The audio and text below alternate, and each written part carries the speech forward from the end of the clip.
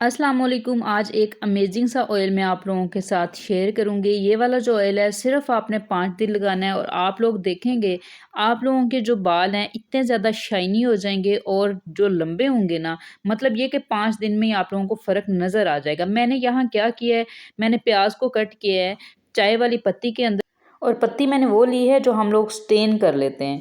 जब हम लोग चाय बनाते हैं तो हम लोग स्टेन करते हैं तो जो पत्ती निकलती है, मीन्स ये कि यूज़ हुई पत्ती जो है वो मैंने यहाँ इस्तेमाल की है।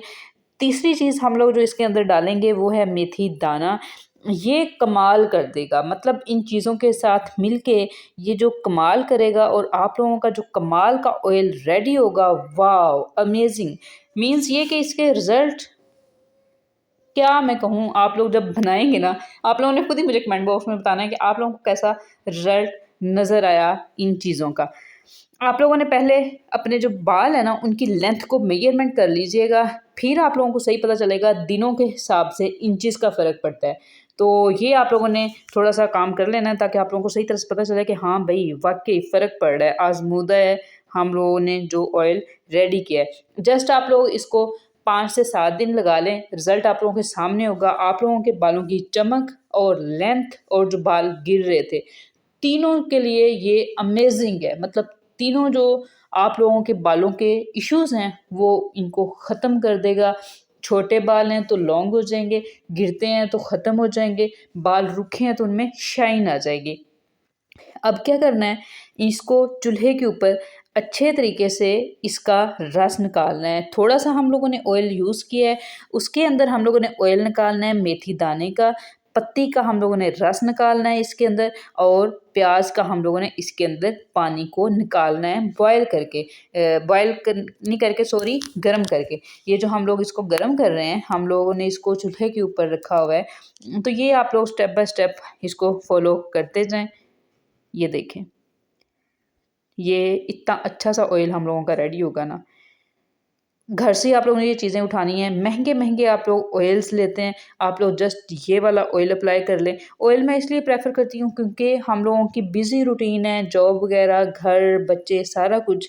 मास्क लगाने का टाइम किसी के पास भी नहीं होता आजकल। मास्क एक तो, और वैसे भी सर्दियाँ आ रही हैं और सर्दियों में मास्क, ओह माय गॉड, नहीं लगता।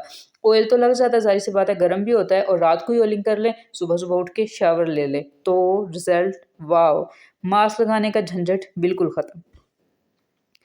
ये देखें, अभी आगे जाके आप लोगों ने इसको ये देखना है कि आप लोगों ने इसको यूज़ कैसे करना है।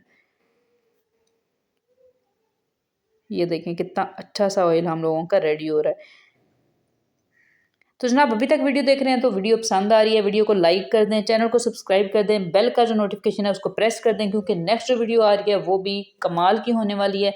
और अगर आप लोगों को बहुत सी जो टिप्स हैं, आप लोगों के किचन की जो टेंशन्स हैं, उनको सोल्व करने के लिए वीडियोस चाहिए तो जाइए चैनल को विज़िट कीजिए। बेशुमार मैंने आप लोगों के साथ टिप्स शेयर की हुई हैं, उनको सीखिए, अपनी ज़िंदगी में अप्लाई कीजिए और कमाल कर दीजिए। खुश हो जाएँगे आप लोग टिप्स को फ़ॉलो करके जो मैंने आप लोगों के साथ शेयर की हैं।